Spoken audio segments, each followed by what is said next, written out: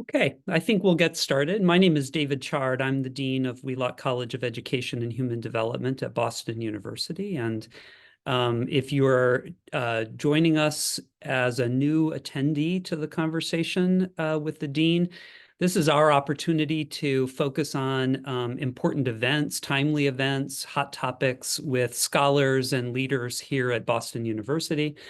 If you've joined us before, you know how this works. We like to use this opportunity to have a conversation about a topic that is of critical importance to our field, and to use it to also illustrate who we are as a college, what we are interested in work on, and bring that to a group of our community and help us talk about how we can transform systems to make them better places for children and families and communities. So really pleased that you would join us today for this next in our series. So there's our guide star, just to kind of give you a sense of what we stand for and what we're trying to do here at Wheelock. Thrilled to have you. And so let's get started with the topic at hand. The title of today's conversation is School Discipline and Policing. And that is in part because of the way some of the issues we hope to cover are often depicted in the media. But our intent today's discussion is actually to talk in a much more nuanced and evidence-based way about what makes for a safe and supportive school environment, one where all students thrive, where they feel safe and can make mistakes and learn from those mistakes. We know that when students don't experience that type of environment, discipline-related incidents increase, and how our systems deal with these moments have big and long-term consequences. So that's the topic. The choices around how we set up fair and consistent rules in schools and address behavior out of kind of behavior that falls out of line with what we're expecting or various policies does matter, particularly if we hope to disrupt persistent inequities in society. As you will hear today from our guests, students with disabilities and individuals of color are especially impacted by the decisions that are made about school discipline, school safety. In part because of this, it is it has become a kind of growing area of national and local attention and concern. Just here in Massachusetts, for instance, this includes national legislation by our Congresswoman Ayanna Pressley, who has framed as a bill as the push-out bill, as well as a recent announcement from the city of Boston to invest $21 million in behavioral health in schools. So today we will talk with two leading researchers here at Boston University, my colleagues, I'm proud to call them, who have been studying what makes for a safe and supportive environment, as well as interventions that can operate at scale. So let me introduce you to our two guests. First, I would like to introduce you to Dr. Christopher Cleveland, who is a research assistant professor at BU Wheelock College of Education and Human Development. He is affiliated faculty with the Wheelock Education Policy Center that we lovingly refer to as WEPIC. His research examines the impact of social policy on school contexts and students' academic, cognitive, and social development. Dr. Cleveland also has experience partnering with school systems, state agencies, and foundations on strategic planning issues and improving student support. And next, I would like to introduce you to Dr. Jennifer Greif Green. Jen is a professor in special education, a child clinical psychologist at Boston University here in Wheelock College. Her research focuses on supporting students with emotional and behavioral disorders and bullying prevention.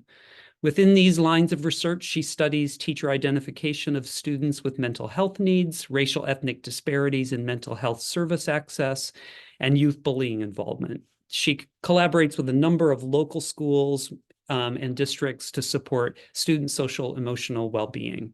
Chris and Jen, thank you for joining me. I think it's going to make for a very interesting discussion. As we were getting ready to launch the webinar, I was just mentioning that it's a bit ironic that we're talking about school safety and policing at a time when college campuses are struggling with some of the issues of protest and the conflicts that come up with those protests. So that irony has not been lost on us, but that is not the focus of today's conversation. Let's jump in. I want to encourage audience members to use the Q&A function in Zoom to raise questions that you think you would like to have the panelists address. I will try to thread those questions into our conversation, or my colleague Megan Combe will try to address it directly if she has an answer that she feels appropriate for your question. So again, use the Q&A. That way we can get to your questions as quickly as we can.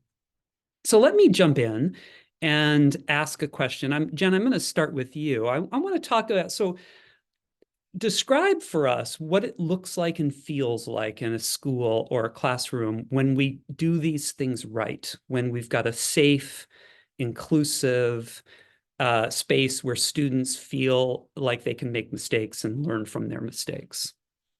Yeah, I think that's a great place to start. When we think about what kind of environment or what kind of school we want for students, a lot of times we're not really thinking about discipline or school safety or policing, as we'll be discussing later in this webinar, but we're thinking about places where students feel connected and cared for, where they feel like they're engaged in work and learning that's meaningful to them, that feels challenging to them, that the pacing and activities of the day are developmentally appropriate and follow the pacing of childhood, and that they're surrounded by adults who see their strengths and affirm their identities and really just want to be with them, and that their voices are heard and valued in those environments. So when we do this right, we're merging what we think about in terms of great instruction with great social and emotional supports and connection between people in the building. I did not prep you for this question, but I apologize in advance, but that sounds almost impossible. Can you tell me it's not impossible? I don't think it's, maybe it's impossible to do all the time for everybody, but I don't think it's impossible as a goal and as grounding principles as we're thinking about what kind of environment we want and who we want to be when we enter into these spaces. Yeah, no, I think that makes sense. I think that's good. I don't really mean impossible, but it does sound like really hard work, right? It does sound like it requires a lot of collaboration, and the adults in the space have to work hard to achieve that goal. There are a lot of terms that are being used both in our title and my opening remarks: school discipline, behavior management, school safety, et cetera, et cetera. Chris, I'm wondering if you can help us orient to what you see as how we define these terms and how we should think about them in the context of school. What are the most salient terms that you use, and how do you think about this? Yeah, I'm happy to. I think, one thing I noticed is it's a very complex issue, like how we think about defining student behavior and then like the responses that we give to student behavior. One initial way of framing the student behavior issue is that there's a range of ways that students might be engaging in the school environment, particularly with an eye towards those type of things that might elicit a response from like a teacher or a principal. The first category that I think of and like is generally the most prominent category of student behavior are those things that we would consider to be like non-drug, non-violent sort of behaviors that students sort of display in a classroom. So in Massachusetts, as an example, like one of the most prominent categories of that type of behavior is like disorderly conduct or like violation of school rules. It's also a category that can include something like displays of affection or like drawing obscene pictures. And so you can imagine a whole range of sort of ways that we might think about what that might mean on the ground level. There are two other important categories when we think about like student behavior. One is like violence, which I think often comes to folks' minds. This might be bullying or like physical fights that might happen in a school, at a rate that's much less frequent than like the non-drug, non-violent category. And the third is sort of drug-related issues. That could be something like a kid who's smoking or a kid who might bring like marijuana to school. And so I often find it helpful to sort of think about like there are very different ways that students might represent their behavior. And as a consequence, there's a range of different responses that schools might give to each of those types of behaviors. One might be like, I choose to do nothing if a student is displaying this type of behavior. I might choose to like remove the student from the classroom environment for a little bit. I might more formally sort of establish some type of in-school suspension, out-of-school suspension, or in more extreme cases, I might choose to like do a sort of prolonged removal from the school environment, or choose to engage some type of security personnel or like law enforcement with that student's behavior. And so I think, both on the behavior side and the response side, there's quite a spectrum of ways that we can see students in schools choosing to act. So humor me for a minute. I walk to work every day. I think I see most of the behaviors you just described between my house and Boston University. So why is it different in schools, Chris? What makes these things more significant in a school setting than outside in the park, in Boston Common or someplace? What makes schools unique around these issues? Yeah, I think one thing that makes school unique, to Jen's point, is that they're places where we're trying to think through how can we foster environments where first and foremost students get an opportunity to learn, and also learn academically and also learn behaviorally, like how to engage with a lot of different types of people, for the first time in their lives and on an ongoing basis towards adult development. And so that's why I think there's sort of a heightened focus on sort of thinking through what it means to sort of respond appropriately to a student who's showing one of these types of behaviors. Jen, do you have a thought about that too? A follow-up? I guess I think that's an interesting and important question when we get into some of the first set of behaviors that you described, Chris, the behaviors that are sometimes described in schools as disruptive or rule violations. And I think can lead us to think about why do we have these rules that are violated? Are they rules that are really necessary in schools? Which ones are necessary and which ones are not? And how do we remove the ones that are unnecessary so that we're not focused on behavioral response that is not needed if it's not necessary for protecting that learning time, as you're describing, Chris? Yeah. So a question for both of you, like, what are some things that you observe schools doing, strategies or interventions to address some of these, and paint a broad picture for us, both sort of the in-school kinds of efforts that are happening, but maybe at sort of a larger community as well, legislatively or at the school district level. Who wants to start? Yeah, I'm happy to start with. Great. Thanks, Chris.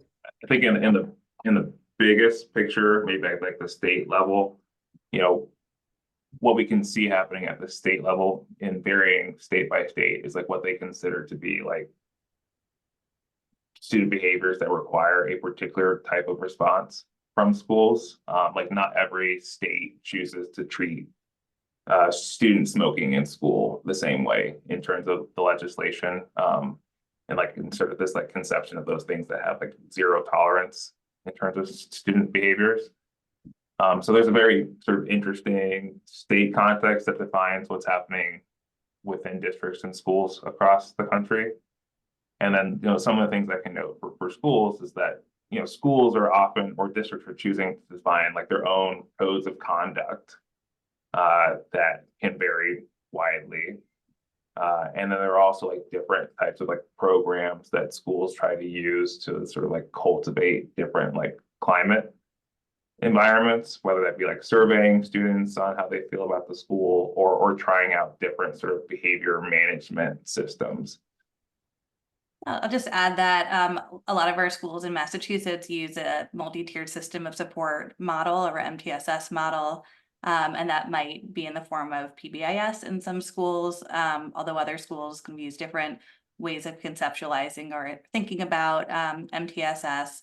And schools that are using MTSS are usually providing school-wide or universal guidance and support around behavior and social emotional well-being supports for all students, and then more intensive tier 2 and tier 3 supports for students who are not responsive to the universal supports that are provided in the school. So thank you. I think that gives people a sort of a set of a kind of an understanding of the broad set of things that are happening around this. I just want to remind audience participants that Megan is dropping various resources into the chat that you might want to use that relate to some of the things we're talking about. So I appreciate that, Megan.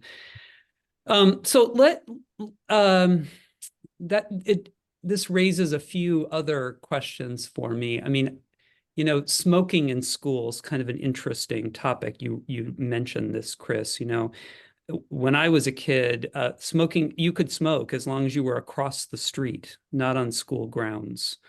The poor neighbors who had to deal with all the smoking in front of their houses. Well, that was another topic, and the school didn't. But it raises a question of what kind of the function of schools to establish behavioral norms, or sort of for a community, and how that has changed or changes from geographic region to geographic region. We said at the outset that you both work with school districts, and I know, Chris, you do work in other states. I'm just curious about how you see behavioral tolerance or change across different kinds of settings. Yeah, so in terms of like what different states are doing, I think there are two paradigms right now for states, and even before COVID, I think there are states that were looking to reduce the suspensions that are happening across school settings by virtue of putting in place like legislation that was meant to sort of change the way school leaders are thinking about the discipline options available to them. And then there are also states that are sort of increasing a focus on discipline by sort of adding more stringency, or expanding the ways in which students might be suspended, and also sort of mandating increased presence of like different types of like security personnel, and that I think maps onto like a wide array of experiences that folks are having in the country right now on these discipline issues. Okay, so Chris, dig in there a little bit, because I know you have looked at the data done some research in this area and looked at so tell us more about that research and what the data suggests around the impact of some of those more stricter policies. What happens when schools adopt those kinds of zero tolerance or stricter policies? Yeah, so I think there's a few ways to sort of name what's currently happening across the country when it comes to discipline.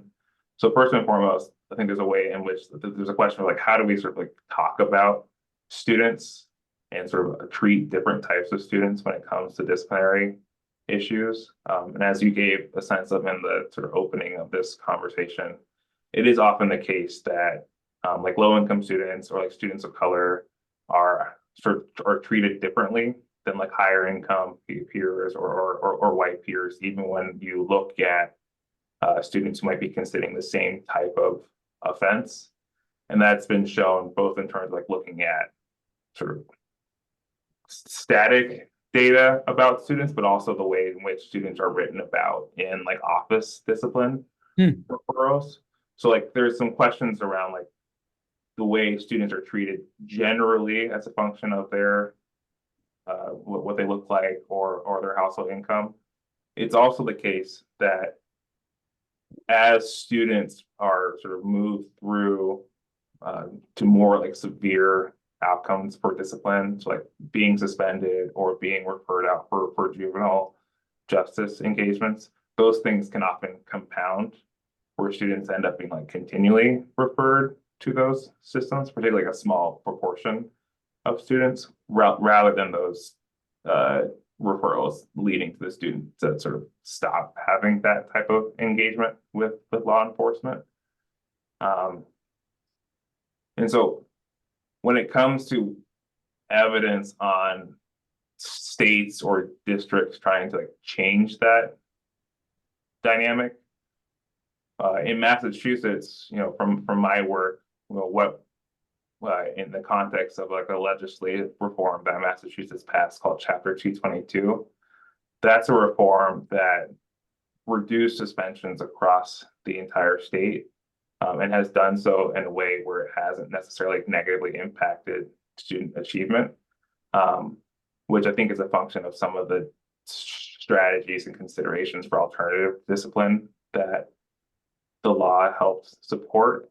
And it's also the case that there's been positive evidence from this type of reform in like the New York City context as well.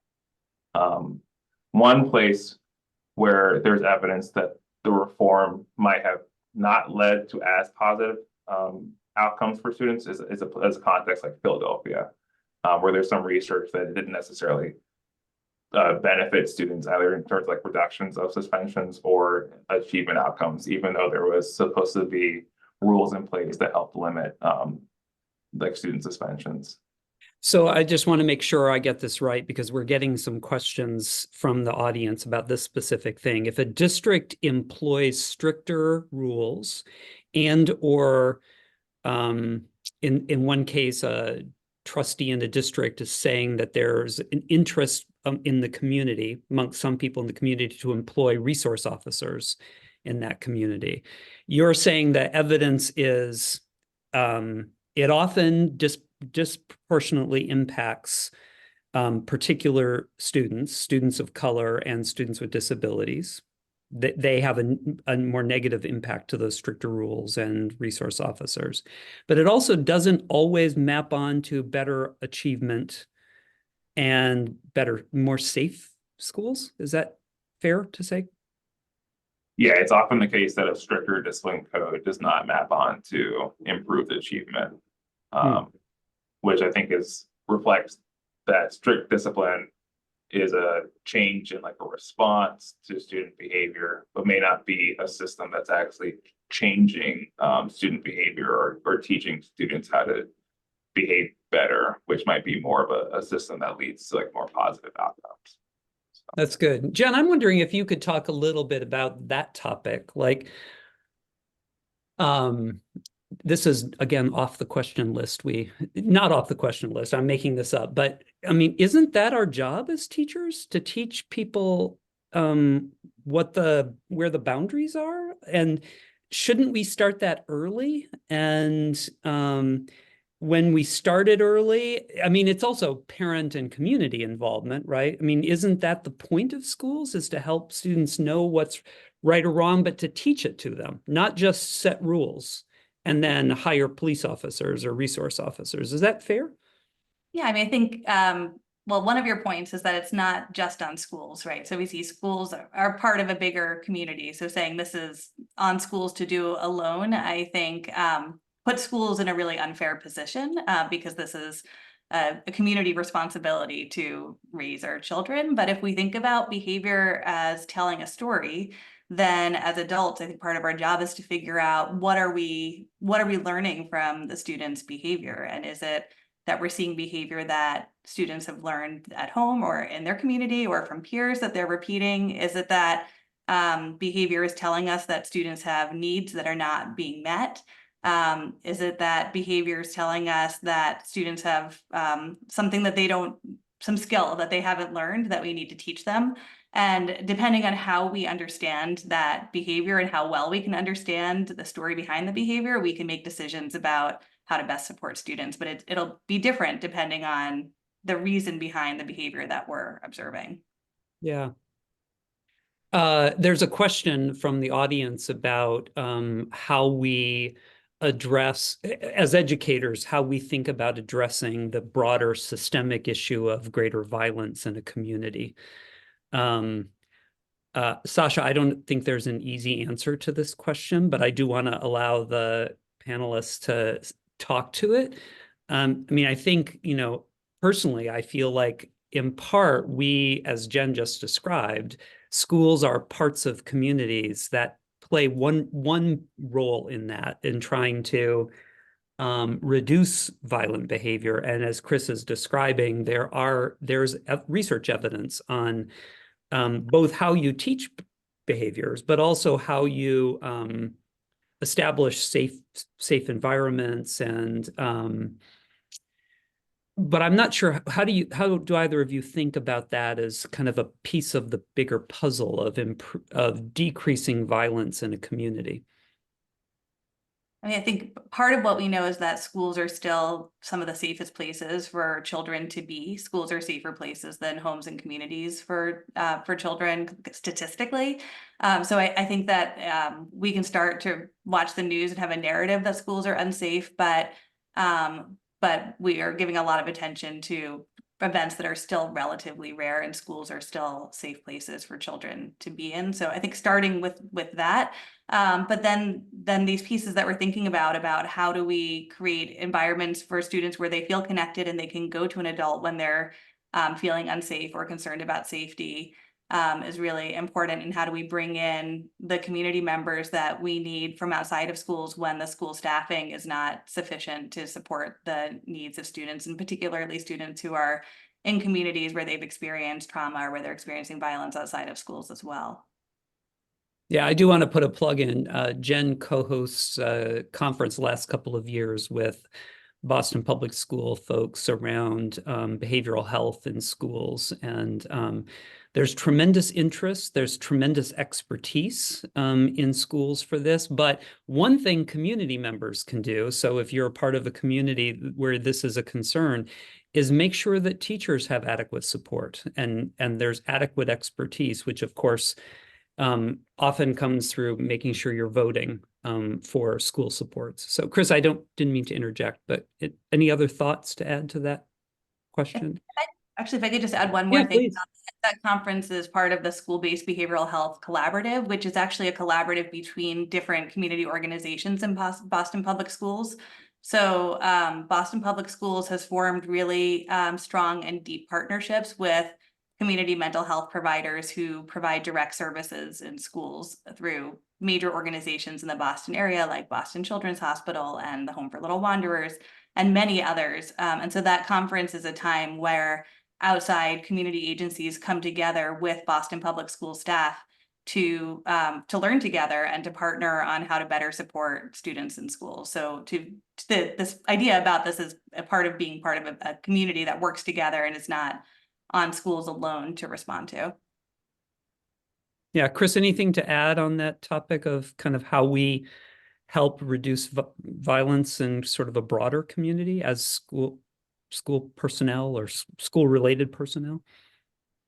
Yeah, I think there's been an increasing focus on on how school districts can hire community liaisons, other community engagement staff to work to help liaise between schools and the community to help highlight some of these issues. And I think there's some promising practices that can that we can sort of help continue to model out for how we can sort of support this community building effort. And I think it's also one that's not necessarily just the school district with the community. I think it also has to involve healthcare partners and business partners, and sort of thinking about the overall effect of violence or misbehavior on communities.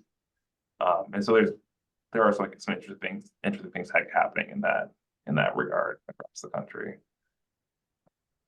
Yeah, I think there is some pretty interesting evidence that when school funding is reduced and the amount of time children can spend in school goes down, juvenile crime goes up because they're oftentimes students are unsupervised and they don't have the sort of other services to turn to, out of school experiences to be part of. So Jen, I want to talk a little bit more about the police intervention in schools, and that is one way, the stricter rules, school resource officers approach. You're very involved in more of a mental health support approach, and you've mentioned this through the behavioral health collaborative, et cetera. And for many students of color and lower income students, schools are their primary source of support for things like mental health counseling and such. I'm wondering if you can talk a little bit about what you've learned from your work in Boston and share anything from your personal experience about that and how it's changed how you think about school. Yeah. Oh, yeah, certainly. But most children and adolescents, and actually adults too, with mental health problems don't receive any mental health services. So when we look at the population of people in the United States, and actually worldwide, who have even significant or serious mental health problems, fewer than half receive any mental health services. And those who do receive mental health services tend to attend an average of 1 session of mental health services. For children and adolescents, they are more likely to receive mental health services in school settings than in any other setting. So much more likely to receive counseling services in their school than in a therapist's office or in a community clinic or a hospital. And schools are often the referral source when they do receive services outside of schools. So my research group has been very interested in that referral pathway and how decisions are made about when and who will be referred for mental health service providers, both in school and in community settings. And I know that there are a number of questions that have been coming up in the Q&A about police. And what we see is that when schools don't have sufficient mental health providers on staff or to respond to students with mental health concerns in their classrooms, sometimes school staff will call on police to come in instead and respond. And police, when they respond, will often respond very quickly and will often or sometimes remove students from the school. So it can be reinforcing for school staff when they don't have the resources on site to support their students. So my research team has been working closely with people in Boston Public Schools and more broadly to think about how to boost or bolster supports within schools for students and to reduce the perceived need to call upon police and external resources like police to respond to students when they're experiencing mental health challenges. So I'm going to kind of try to capture in a sentence what I think the two of you are saying about policing in particular, because I do think it's a very hot topic. We are not anti-police, by the way. I want to be clear about that. We have a great partnership with the Boston University Police and the Boston Police. What we're saying is it is not the most effective way to ensure a safe and supportive school environment. And that there are a number of strategies and interventions that when schools have adequate support and the right professionals in place can actually reduce the need for police intervention.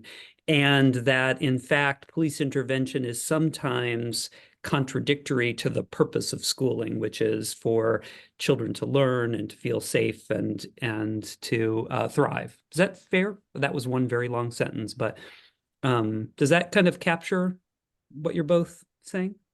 Yeah, I mean, I can give a specific example that speaks to Great. the research team has in partnership with the Boston Police Department, we looked at 911 call records from 2014 to 2018. We looked at over 12,000 records of calls from Boston school addresses to the police.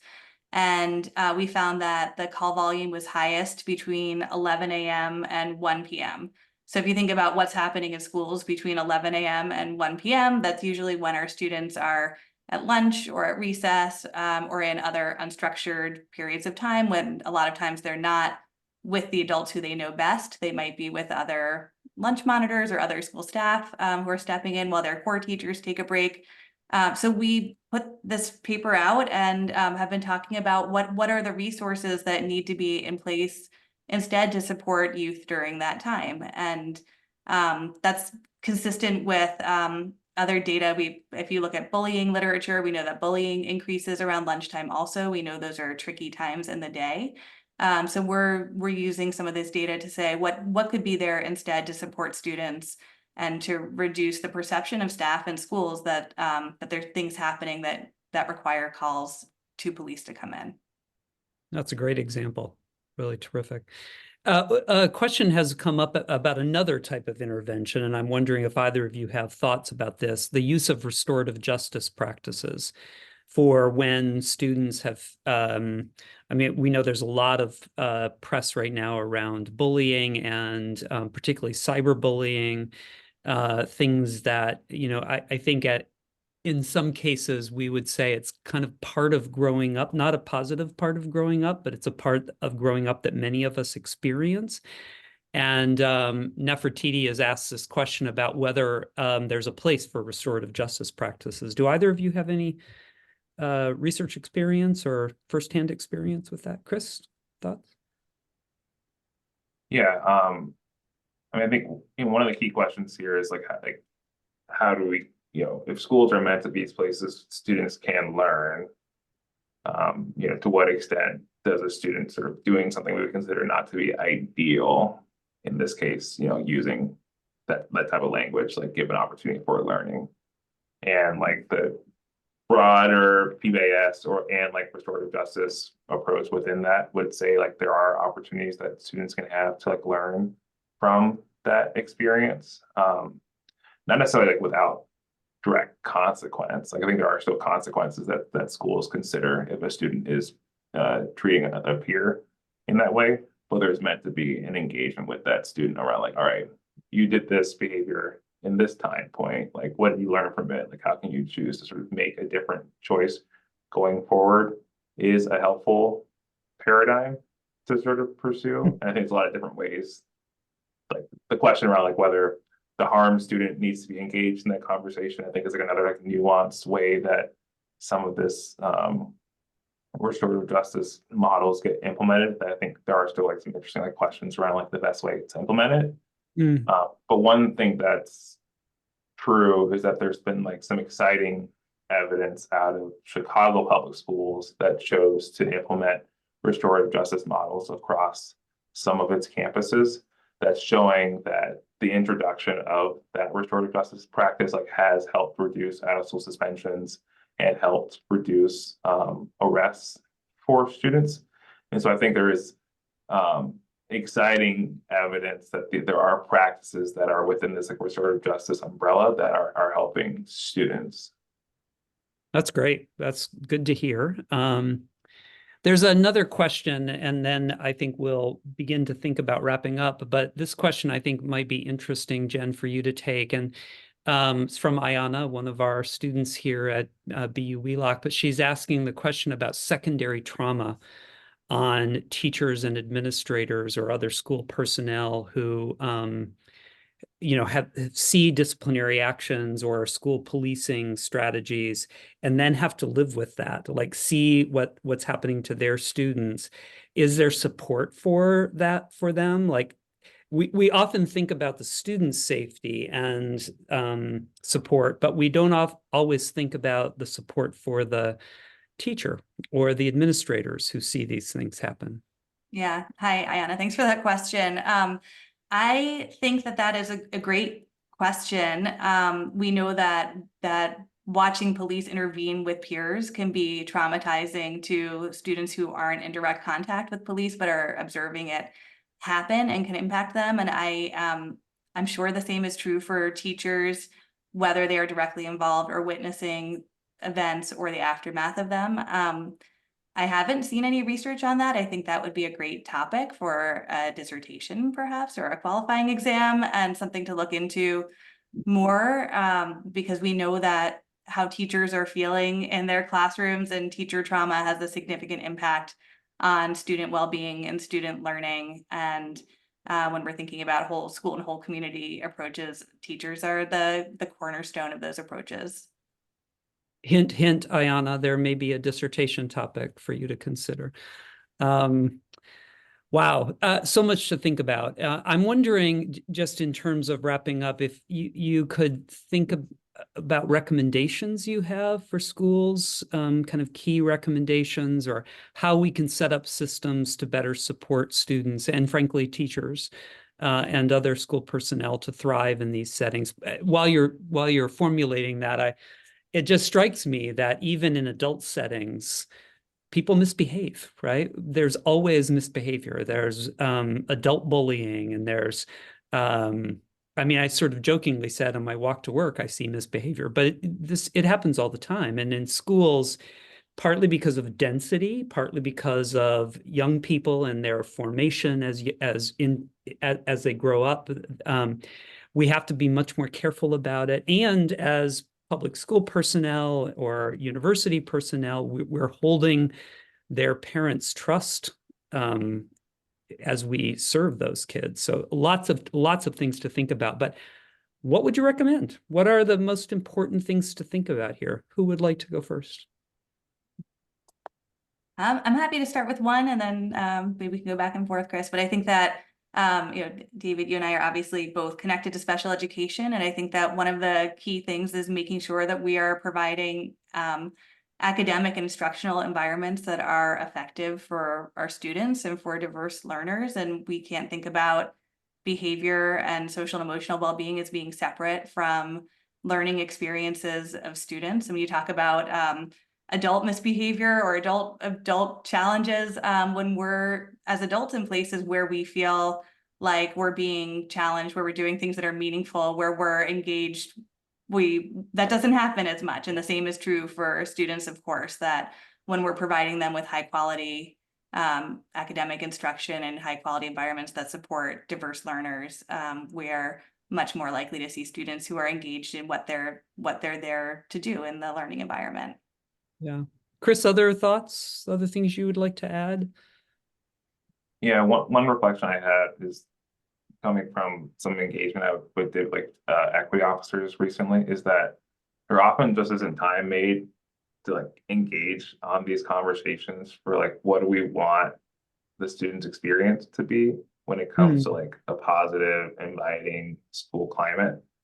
And I think the urgency of that need, I think, has become a bit more pronounced coming out of COVID. And, as you noted, like some of the sort of general dynamics we're seeing around dialogue. Right.